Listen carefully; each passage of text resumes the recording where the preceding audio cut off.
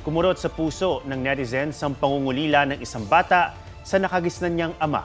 Pumanaw ito dahil sa komplikasyon sa Ludwig angina na ayon sa isang eksperto ay impeksyon na kayang gamutin.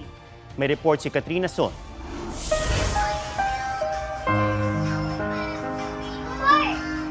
Naantig ang damdamin ng mga nakapanood sa video na ito ng isang bata na kinakausap ang unan na may muka ng nakagisnang ama. Nang mabuwal ang mga unan, pilit niya itong binubuo. Hinahalikan at kinakausap. Kwento ng ina ng bata, namatay nitong Disyembre ang partner niyang si Mikey. At para hindi manibago ang anak, naisip niyang ilagay ang huling t-shirt na isinuot nito sa unan. Ang isang unan, bigay naman at may mukha ni Mikey. Nakausap niya yung pillow, tapos nagta-thumbs up siya nung una. Nasad din ako kasi, sobrang miss na ni Ivo yung Papa Mikey niya. Hindi pa rin niya alam na, hindi niya kasi alam yung konsepto pa ng pagkawala or pagkamatay. Nobyembre nagkasakit si Mikey. Nilagnat, sumakit ang lalamunan at namagaan ka ng pisngi. Nang magpakonsulta, sinabing bacterial infection lang. Ilang beses din daw silang nagpabalik-balik hanggang sa sinabing si Mikey raw ay may Ludwig's angina, infection na nakuha mula sa sumakit ng ngipin. Dinala po namin sa Maynila, sa malaking hospital. Then sabi ng doktor, Ludwig's angina daw po.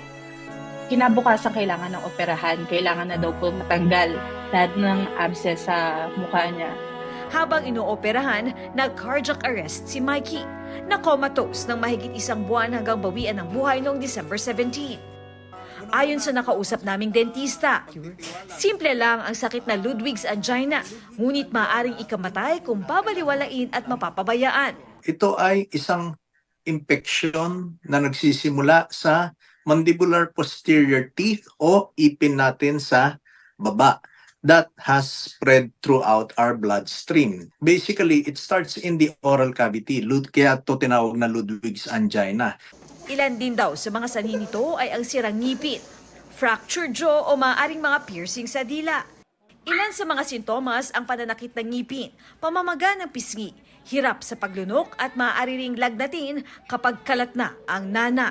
Para maiwasan ay kailangan ng regular dental check-up. Ngayon, if we have a regular dental check-up, masisiguro natin na wala tayong mga cavities because it all starts with the cavity. Lesson din to sa lahat na sobrang iksi lang ng buhay. Parang enjoyin nyo, pakita nyo sa family nyo, sa mga mahal nyo sa buhay na mahal nyo sila. Katrina Son, nagbabalita para sa GMA Integrated News. Mga kapuso, alamin ang State of the Nation.